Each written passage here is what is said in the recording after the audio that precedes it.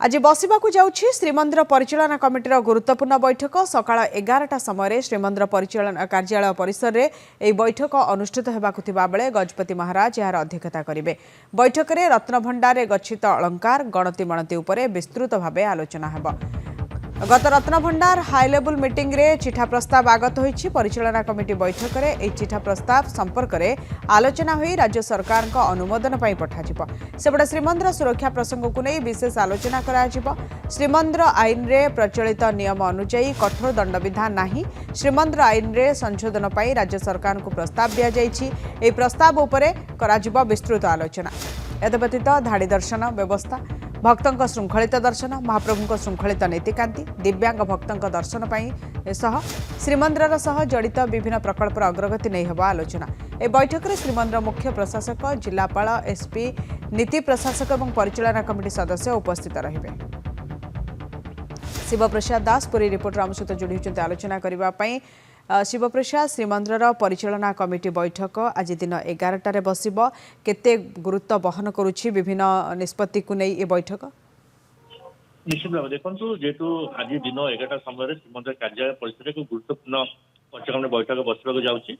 गजपति महाराज दिव्य सिंह देव यह बैठक को अध्यक्षता करेंगे।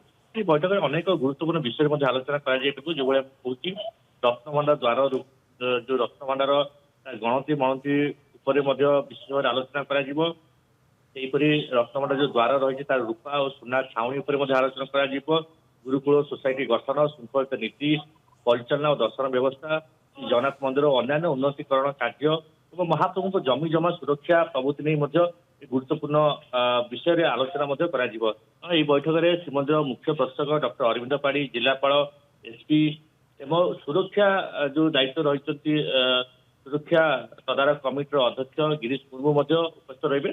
जेहेतु निहत भाव कहवा कारण रत्नभंडार गच्छित अलंकार गणति मणति विस्तृत भाव आलोचना कारण गत Ratnabhandar high level committee meeting रे चिठा प्रस्ताव आगत होईछि एवं आज यही कमिटी बैठक में चिठा प्रस्ताव संपर्क में संपूर्ण भाव आलोचना हो राज्य सरकार को अनुमोदन पर पठाଯିब। सेपटे श्रीमंदिर सुरक्षा प्रसंग नहीं विशेष भाव आलोचना कर जानिथिबे कारण श्रीमंदिर सुरक्षा एक गुरुत्वपूर्ण भूमिका ग्रहण करे। आप जानते बारंबार श्रीमंदिर भीतर को जो मोबाइल फोन प्रवेश करुच्ची, ड्रोन उड़ाण किंतु कठोर दंडविधा ना तार आईन रे किपरि संशोधन पर राज्य सरकार पूर्व प्रस्ताव दी सारी से प्रस्ताव उपर विस्तृत आलोचना कर एसओपी आसबार बैठक पर आसव जहाँ आशा कर व्यतीत श्रीमंदिर जो धाड़ी दर्शन व्यवस्था, भक्तों श्रृंखलित दर्शन, महाप्रभु श्रृंखलित नीतिकांति और दिव्यांग भक्तों दर्शन और श्रीमंदिर जड़ित विभिन्न प्रकल्पर अग्रगति संपर्क आलोचना हो।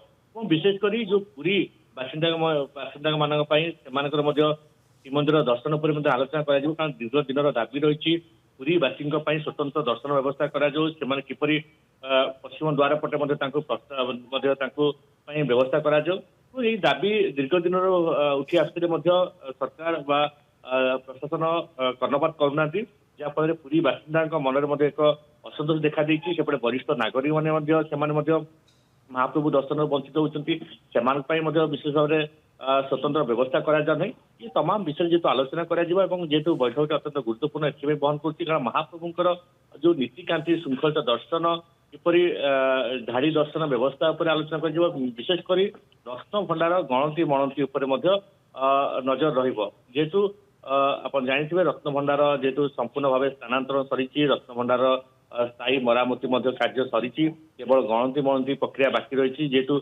पूर्व हाई लेवल कमिटी मीटिंग होता जस्टिस विश्वनाथ दत्त अध्यक्षता पूर्व निष्पत्ति अनुଯାयी जहाँ अध्यक्ष विश्वनाथ दत्त कहते 3टी पर्यायर गणति मणति प्रक्रिया हम और यही गणति मणति समय कौन नीतिकांति किपरि प्रभावित हो नहीं से विषय पूर्व आलोचना होता निहत भाव से तार एसओपी आसबार आज परिचालन बैठक में जना पड़ी केउना केउठी आम कहवा रत्नभंडार जो गणति मणति और सुरक्षा व्यवस्था जो भाव बारंबार मुझे कहूली श्रीमंदिर भीतर को जो बारंबार मोबाइल फोन तो ये सब को नहीं आज परिचालना कमिटी बैठक बेस गुरुत्व बहन करुच्ची। धन्यवाद शिवप्रसाद आपन आलोचना।